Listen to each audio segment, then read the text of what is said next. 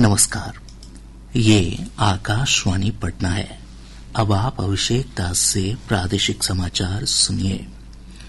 सर्वोच्च न्यायालय ने बिहार में मतदाता सूची के विशेष गहन पुनरीक्षण SIR पर निर्वाचन आयोग के फैसले को चुनौती देने वाली याचिकाओं पर सुनवाई की सहमति दे दी है। मामले की सुनवाई बृहस्पतिवार को होगी। न्यायाधीश सुधांशु धूलिया और जे बागची की खंडपीठ ने राज्य में मतदाता सूची को संशोधित करने के चुनाव आयोग के निर्णय के विरुद्ध याचिकाओं की सुनवाई के लिए सहमति दी। चुनाव वाले राज्य में मतदाता सूचियों के विशेष गहन पुनरीक्षण के तरीके और समय को लेकर आयोग के कदम को सुप्रीम कोर्ट में चुनौती दी गई है। इस संबंध में दायर याचिकाओं में कहा गया है कि अगर विशेष गहन पुनरीक्षण कार्य बंद नहीं होता है तो लाखों मतदाता अपने मताधिकार से वंचित हो सकते हैं।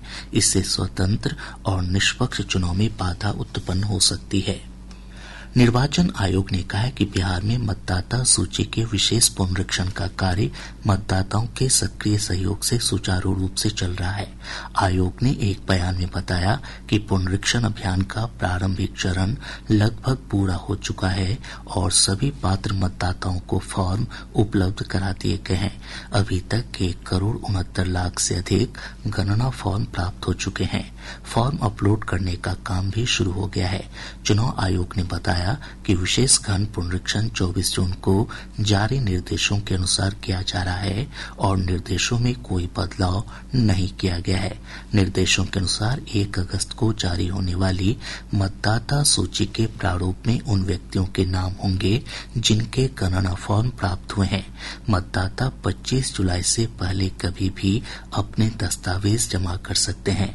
मतदाता सूची का प्रारूप जारी होने के बाद यदि कोई दस्तावेज कम है तो निर्वाचन पंजीकरण अधिकारी दावा और आपत्ति अवधि में जांच के दौरान उन मतदाताओं से ऐसे दस्तावेज प्राप्त कर सकते हैं जिनका नाम मतदाता सूची के प्रारूप में है। अररिया जिले के रानीगंज प्रखंड के कोशकापुर में प्रतिनियुक्त BLO शशिकांत पोद्दार को कर्तव्यहीनता के आरोप में तत्काल प्रभाव से निलंबित कर दिया गया है। वहीं शेखपुरा जिले के शेखोपुर सराय प्रखंड के चरुआवा के BLO के खिलाफ प्राथमिकी दर्ज कराई गई है। BLO पर पुनरीक्षण अभियान को लेकर अफवाह फैलाने का आरोप है। प्रादेशिक समाचार आप आकाशवाणी पटना से सुन रहे हैं। रेल मंत्री अश्विनी वैष्णव ने कहा है कि प्रधानमंत्री नरेंद्र मोदी के नेतृत्व में रेलवे भारत के विकास के लिए प्रतिबद्ध है। समस्तीपुर के कर्पूरी ग्राम रेलवे स्टेशन के पास संवाददाताओं से बातचीत में श्री वैष्णव ने कहा कि पिछले 11 वर्षों में 33,000 किलोमीटर नई रेल लाइन बिछाई गई। उन्होंने कहा कि दूसरे राज्यों की तुलना में बिहार को वंदे भारत और नमो भारत एक्सप्रेस ट्रेन का अधिक आवंटन किया गया है। बजट में बिहार को रेलवे परियोजना के लिए 10,000 करोड़ रुपए से अधिक की राशि आवंटित की गई है। इससे पहले रेल मंत्री ने कर्पूरी ग्राम रेलवे स्टेशन पर विकसित की गई विभिन्न यात्री सुविधाओं का उद्घाटन किया।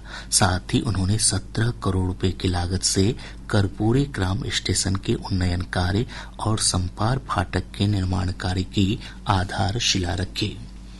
कटिहार में कल रात धार्मिक जुलूस के दौरान हुई झड़पों के बाद स्थिति अब नियंत्रण में है। पूर्णिया प्रक्षेत्र के पुलिस उप महानिरीक्षक प्रमोद कुमार मंडल ने बताया कि प्रभावित क्षेत्रों में अतिरिक्त पुलिस बल की तैनाती की गई है। लोगों से सांप्रदायिक सौहार्द बनाए रखने का आह्वान किया गया है। जिलाधिकारी मनीष कुमार मीणा ने कहा कि शांति और सौहार्द बिगाड़ने की कोशिश करने वालों के खिलाफ कड़ी कार्रवाई की जाएगी। इधर जिले में 24 घंटे के लिए इंटरनेट सेवा पर प्रतिबंध लगा दिया गया है। प्रदेश में मानसून की सक्रियता में कमी आने से बारिश की गतिविधियों में कमी आई है। पिछले 24 घंटों के दौरान राज्य के कुछ हिस्सों में हल्की बारिश दर्ज की गई। मौसम पूर्वानुमान में कहा गया है कि अगले 24 घंटों के दौरान राज्य के दक्षिणी हिस्सों में कुछ स्थानों पर हल्की बारिश की संभावना है। इसके साथ ही आकाशवाणी पटना से प्रसारित प्रादेशिक समाचार का ये अंक समाप्त हुआ।